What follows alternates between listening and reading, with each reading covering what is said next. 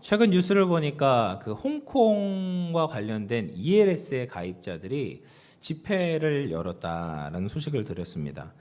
은행의 직원들이 이제 원금 손실에 우려가 없다라고 설득을 해가지고 이 사람들이 그 은행 ELS 상품에 가입을 했는데 막상 열어보니까 이제 탈때가 되니까 한 50%가 이제 손실을 보게 된 겁니다. 그런데 문제가 뭐냐면 이 ELS를 가입한 많은 분들이 연로한 어르신들이었다라는 거예요. 그래서 정확한 정보가 없이 은행 직원의 말만 듣고 가입을 하셨는데 그 가입한 돈들이 지금까지 평생 모은 돈을 이제 투자를 하게 되신 겁니다. 그러면서 하시는 말씀들이 이런 손실을 볼 줄 알았다면 여기에 투자하지 않았다. 전 재산을 맡기지 않았을 것이다. 라고 입을 모으시는 겁니다. 참 안타까운 소식이죠. 평생 모으셨던 돈을 자기도 모르는 사이에 위험한 곳에 투자하여서 잃어버리게 되는 것은 얼마나 억울하고 분통이 터지는 일입니까? 그런데 우리의 인생을 엉뚱한 곳에 맡기고 또 잃어버리게 된다면 그것은 훨씬 더 우리에게 있어서 중대한 문제일 것입니다. 철학자 칸트는 평생에 4가지 질문을 가지고 씨름을 했다고 합니다. 나는 무엇을 알 수 있는가? 나는 무엇을 해야 되는가? 나는 무엇을 희망해도 되는가? 인간이란 무엇인가? 그 중에 3번째 질문, 나는 무엇을 희망해도 되는가? 라는 질문이 있죠. 이것은 어떤 것을 우리가 희망해도 되고 어떤 것은 우리가 희망해서는 안 된다라는 것을 알려주는 것이죠. 세상에 많은 사람들은 평생을 살면서 희망의 끈을 붙잡고 있는데 대부분 많은 사람들이 헛된 것에 우리의 희망을 두고 우리의 삶을 투자하고 있습니다.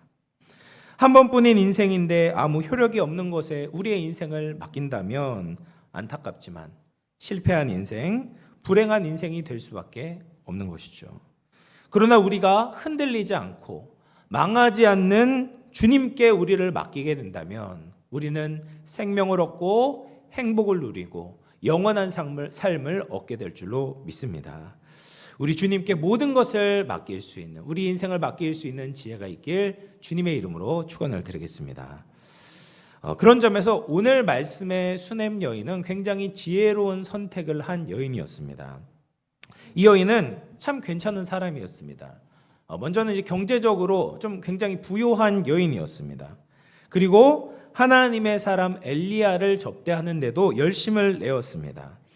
엘리사는 북이스라엘의 선지자였는데 북이스라엘의 여러 도시를 다니다가 자기가 머물고 있는 갈멜로 돌아가는 것은 꽤 먼 거리였습니다. 그래서 중간쯤 쉬는 곳이 필요했던 거예요. 근데 이 수넴 여인이 엘리사가 사역할 때쯤에 지나가는 길에 늘 이 엘리사를 접대하곤 했었던 거예요.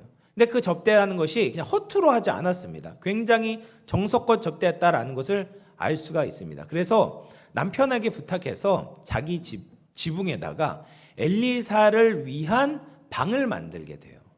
또 허투루 만드는 것이 아니라 벽을 쌓아서 제대로 된 방을 만들고 그 안에 세간살이를 넣어서 엘리사가 편하게 쉴 수 있도록 배려를 해준 것이죠. 그런데 그 당시 상황을 보면 이렇게 여호와의 선지자를 섬기는 것이 굉장히 특별한 일이었다라는 것을 알 수가 있습니다. 아합과 이세벨은 죽었지만 여전히 여호와의 선지자는 존경받기보다는 인정받지 못하는 시대였습니다. 그것을 알 수 있는 것이 이제 열왕기하 2장에 보면 아이들이 엘리사를 대머리라고 조롱하는 장면이 있습니다. 이 아이들은 히브리어로 나알이라고 하는데 나알은 아주 어린 꼬마 아이들, 유초등부 아이들을 가리키는 것이 아니라 조금 장성한 청소년들, 10대를 가리키는 단어입니다.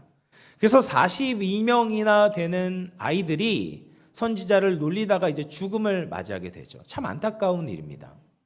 그런데 이것을 조금만 다르게 생각해 보면 42명이나 되는 10대들이 선지자를 조롱하는 것이 그 당시의 영적 상황이었다라는 것을 알 수 있어요. 여러분, 그들이 어떻게 여호와의 선지자를 조롱하겠습니까?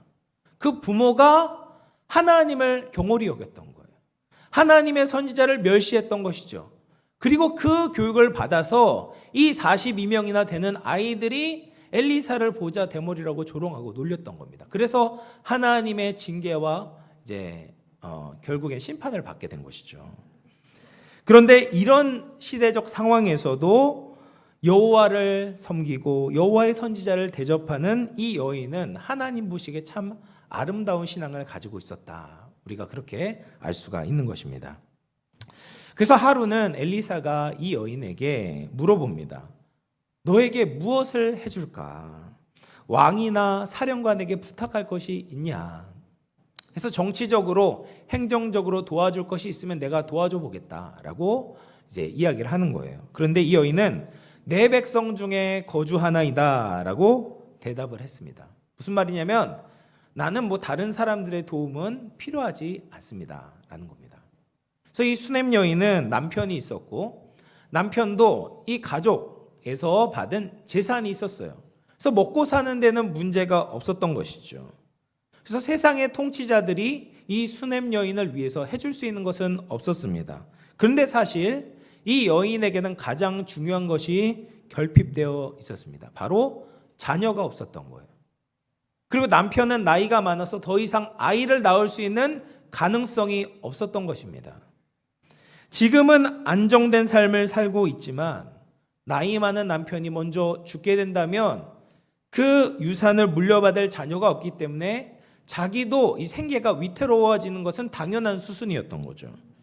그런데 이 중요하고 근원적인 문제를 누구도 해결해 줄 수 없었습니다. 잘 사는 사람들 무슨 걱정이 있을까 생각이 드는 재벌들도 그 안을 들여다보면 다 문제가 있습니다. 걱정거리가 있습니다. 그런데 그 우리의 인생의 가장 근본적인 문제, 가장 핵심적인 문제를 사람이 해결해 줄 수가 없는 거예요.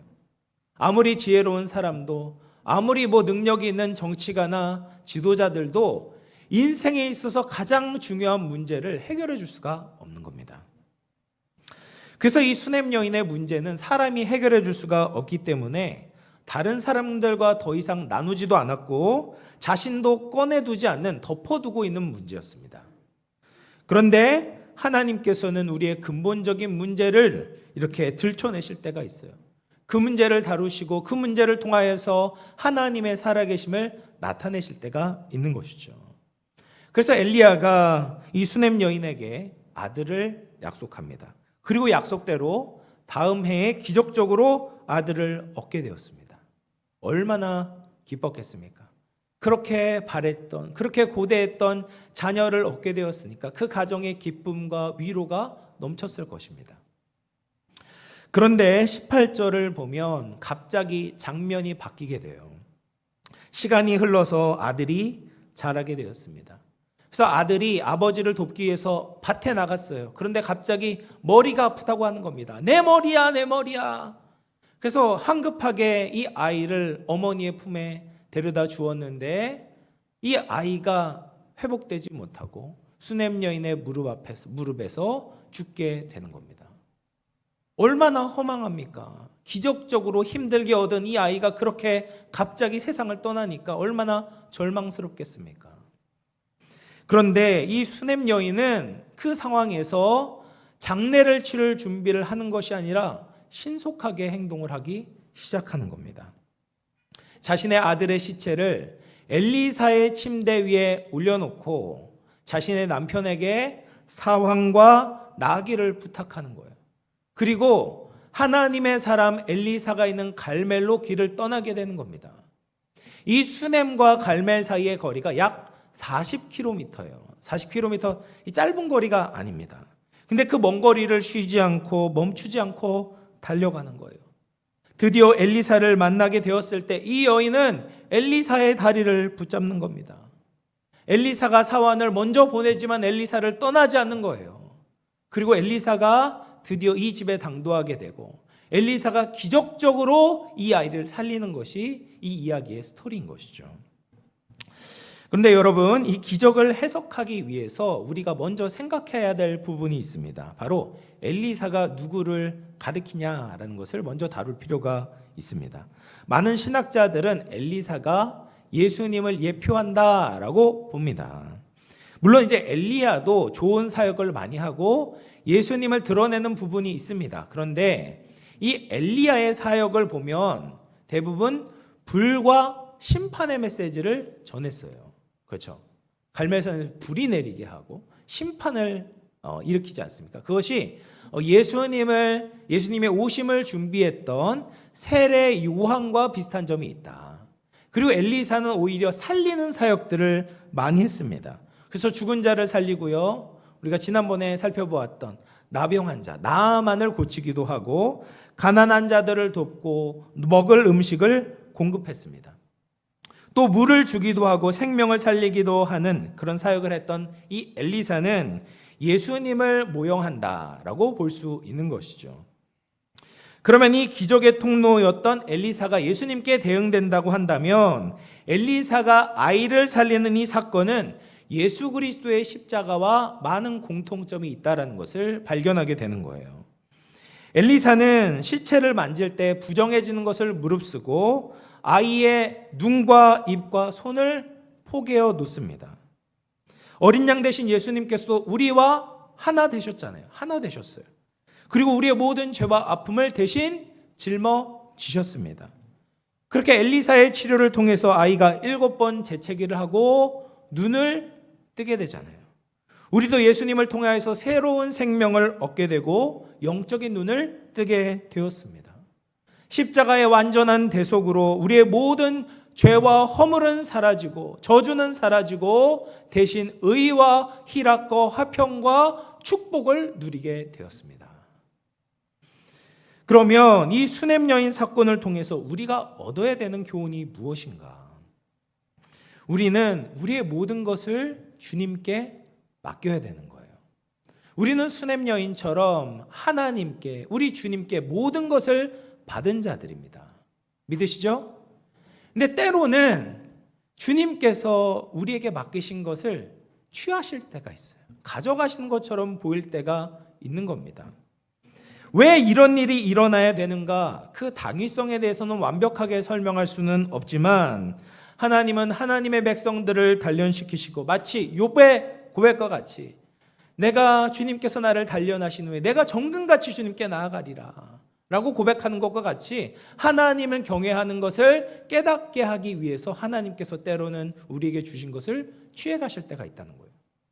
그러면 그 고통의 순간에 그 광야와 같은 시간을 어떻게 견뎌낼 것인가? 하나님께서 다시 살리신다는 것을 믿고 우리의 모든 것을 주님께 맡겨야 되는 거예요. 그것을 보여주는 믿음의 행동이 무엇입니까? 바로 기도인 것입니다. 수냄 여인은 우리들이 해야 하는 기도의 모범을 잘 보여주고 있습니다. 그래서 보면 이 여인이 아들이 죽게 되었을 때 어떻게 합니까? 모든 소망을 다 잃어버리게 되었을 때 그 초점을 오직 엘리사에게만 맞추고 있습니다. 그래서 다른 곳을 바라보지 않는 거예요. 오직 엘리사에게 달려가는 겁니다. 그리고 엘리사를 만나자마자 그의 다리를 붙잡는데 원어를 보면 한 다리를 잡는 것이 아니에요. 두 다리를 붙잡는 겁니다. 여러분 한 다리를 잡는 것은 적당히 해도 잡잖아요. 근데 두 다리를 잡는 건요, 사람이 절박하지 않으면, 이 사람 아니면 안 된다라는 그 절박한 심령이 없으면요, 두 다리를 잡지 못합니다. 정말 모든 것을 던져서, 몸을 던져서 해야지 잡을 수 있는 것이 두 다리가 되는 것이죠. 그래서 이 여인은 그렇게 엘리사를 잡고 있습니다. 엘리사가 자기 사환을 보내겠다고 하는데도 엘리사를 떠나지 않는 거죠. 오직 엘리사만 바라보는 거예요. 주님만 바라보는 겁니다. 자기 아들을 살려 주실 때까지 놓지 않는 겁니다. 주님께 자신을 맡기는 사람, 내 인생을 의탁하는 사람이 누구입니까? 아무것도 하지 않는 사람이 아니죠. 낙심하고 좌절해서 그냥 앉아있는 사람이 아닙니다. 주님께 맡기는 사람은 기도하는 사람입니다. 주님이 나를 살리신다는 것을 믿는 사람은 기도합니다. 주님을 놓지 않습니다. 주님의 다른 어떤 것도 의지하지 않습니다. 우리가 주님께 모든 것을 맡겨야 되는데 실패하기 쉬운 영역이 있어요. 근데 그 중에 하나가 저는 이 자녀 양육과 관련되었다라고 생각합니다. 우리가 우리 자녀들을 얼마나 소중하게 여깁니까? 우리 목숨과도 같고 어떻게 보면 목숨보다도 더 소중한 것이 우리의 자녀들입니다.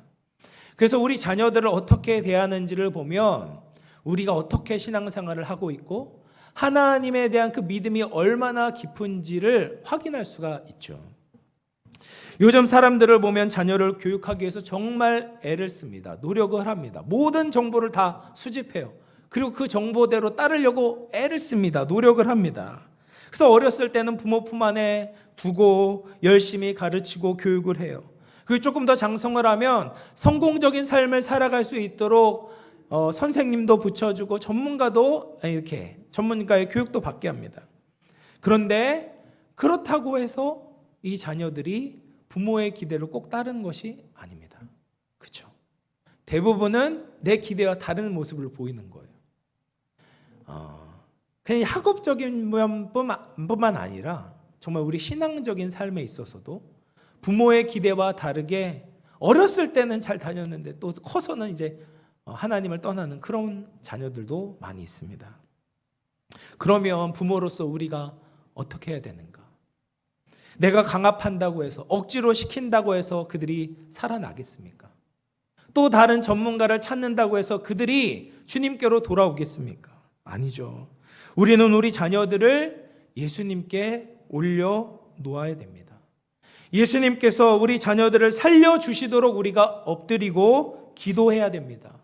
수넴 여인과 같이 내 생명과 같은 자녀들을 위해서 목숨을 걸고 주님께로 달려가 기도하는 부모가 되어야 합니다.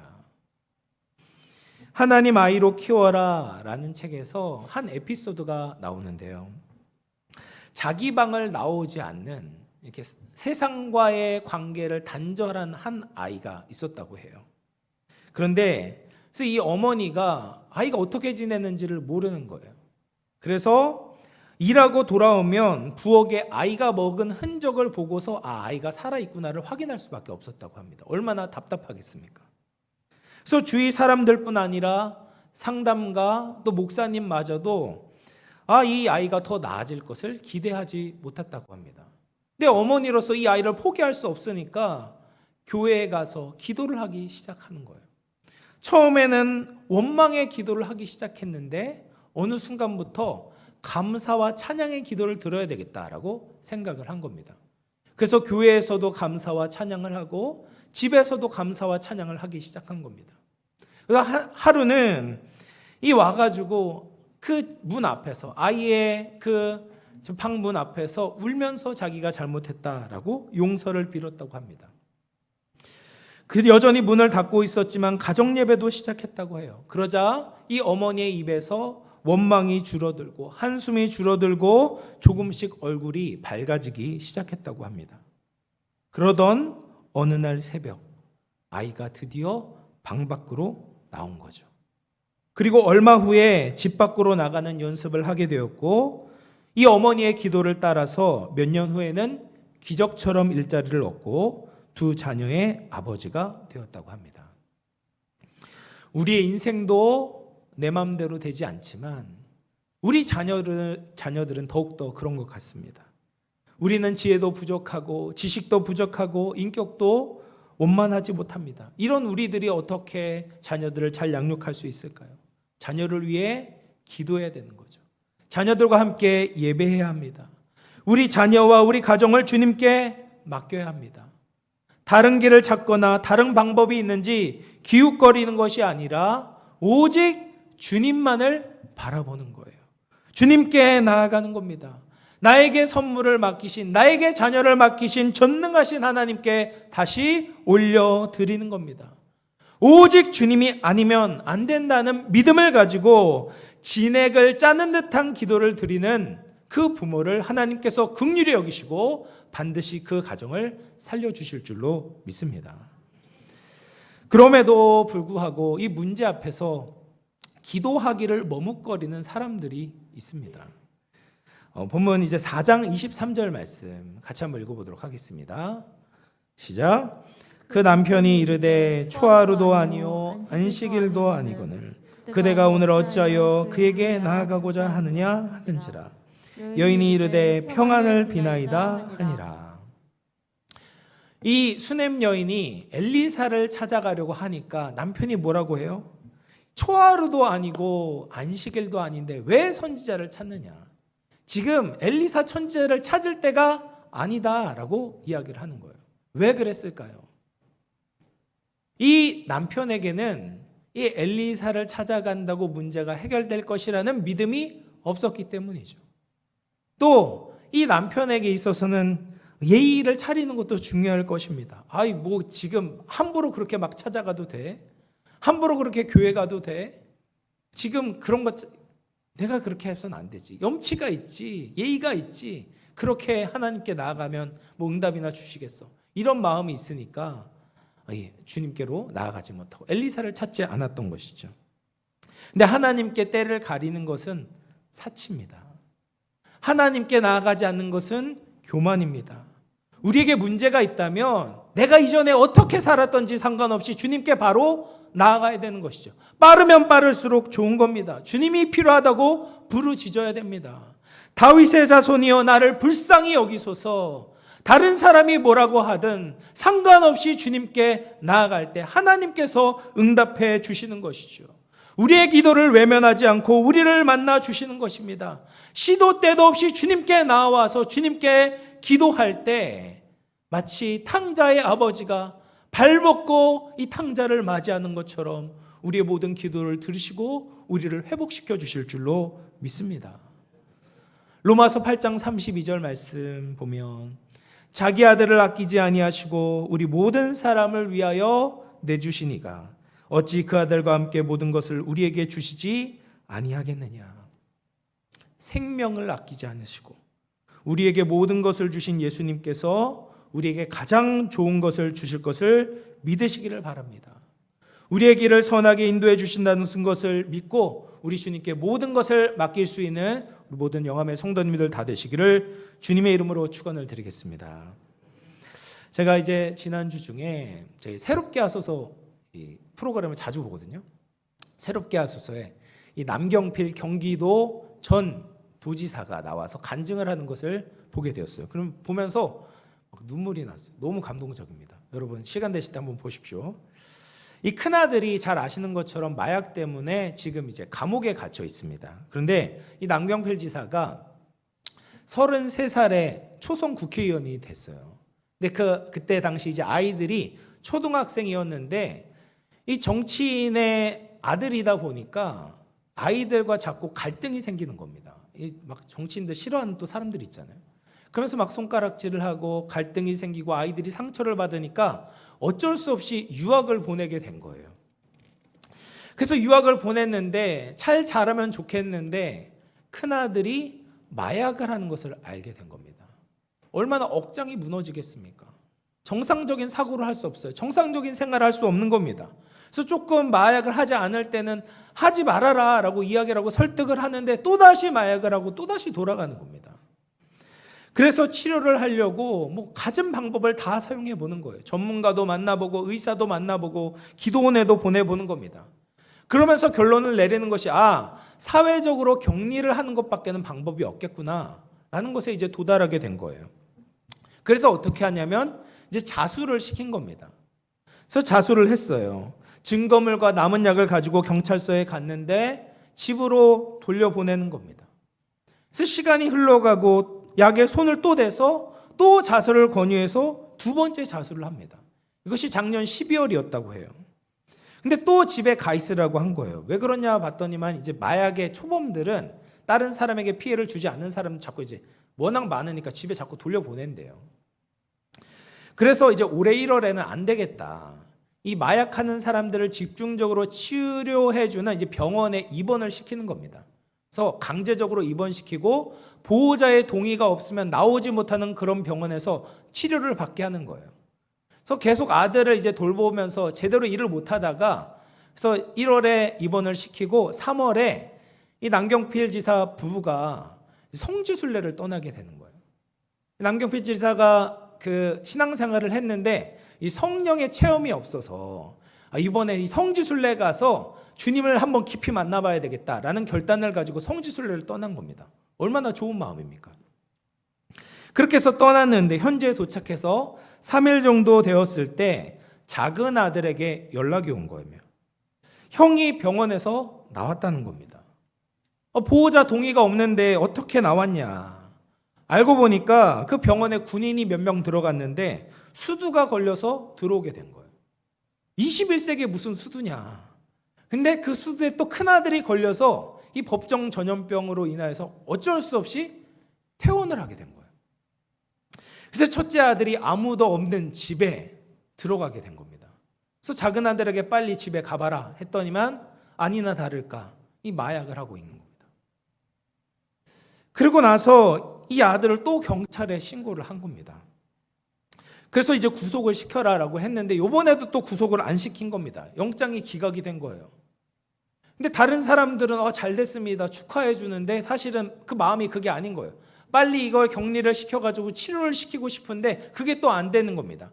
그런데 여론에서 뭐라고 이야기하냐면 이 낭병필 지사가 힘이 있으니까 아들을 구속시키지 않았다라는 식으로 언론의 문매를 맞는 겁니다. 그러니까 사방에 막 우겨쌈을 당하는 거예요. 답답한 거예요. 자기의 부끄러운 모습이 다 언론에 공개가 되는 겁니다. 그래서 이 하나님께 이 기도를 드리는 겁니다. 소리를 지르면서 기도를 하는 거예요. 하나님, 제가 성령 체험하고 싶어서 이곳에 오지 않았습니까? 아들을 낫게 하려고 내가 백방으로 힘을 쓰지 않았습니까? 제가 여기에 오지 않았다면 한국에서 아들을 케어할 수 있었을 텐데 이게 어떻게 된 일입니까? 고통스러워서 막 소리를 지르는데 그때 하나님께서 말씀하셨다는 겁니다. 네가 3년 동안 별짓 다 해봤지. 전문가도 만나보고 기도원도 가보고 다 해봤지만 안 되었지. 이거 네가 할 수 있는 일이 아니야. 나한테 맡겨라. 이 음성을 듣게 되었다고요. 그리고 이 남지사가 하나님께 말씀을 드렸다고 합니다. 제가 아무것도 할 수 없습니다. 하나님, 이것을 주님께서 맡아주십시오. 그러자 하나님께서 놀라운 평안을 주셨다고 해요. 불과 1분 전만 해도 고통스러워서 소리를 질렀는데 하나님의 음성을 듣자 말할 수 없는 평안이 그 남지사의 마음에 찾아온 겁니다. 그래서 비행기를 타고 이제 돌아오게 되었는데 설교를 듣고 또 하나님께 기도를 하게 되었대요. 그래서 하나님께서 또 말씀을 하시는 겁니다. 네 아들은 내가 책임질 거야. 그런데 내 아이들, 마약 때문에 힘들어하는 아이들, 고통 중에 있는 아이들을 네가 맡아주면 좋겠다.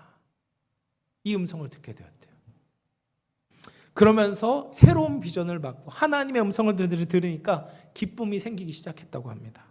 주님 맞습니다. 그래요. 내가 주님의 일을 감당하겠습니다. 회사도 열심히 하고요. 돈도 많이 벌고 하나님이 기뻐하시는 일에 최선을 다하겠습니다. 라고 결단했다고 합니다. 그리고 이 아들을 이제 감옥에 자기 손으로 또 다시 집어넣게 되고 그러면서 이제 영상 편지를 보내는데 이렇게 말을 하더라고요.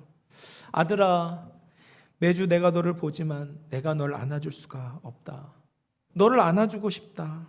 근데 지금은 그럴 수 없으니까 2년 동안 치료 잘 받고 나와서 아빠하고 손잡고 전국을 돌면서 마약 치유 운동 하러 다니자.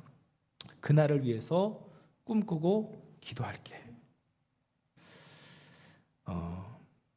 이 남지사가 기도로 모든 것을 맡긴 것이죠. 아들만 맡긴 것이 아니라 사실 그의 모든 인생을 주님께 맡긴 겁니다. 그럴 때 하나님이 살리신 것입니다. 기도로 하나님께 나아가면 아들을 살릴 뿐 아니라 한 가정을 살리시고 하나님의 놀라운 방법으로 새로운 꿈을 꾸게 하시는 겁니다. 이것이 하나님의 방법이고 십자가의 능력입니다.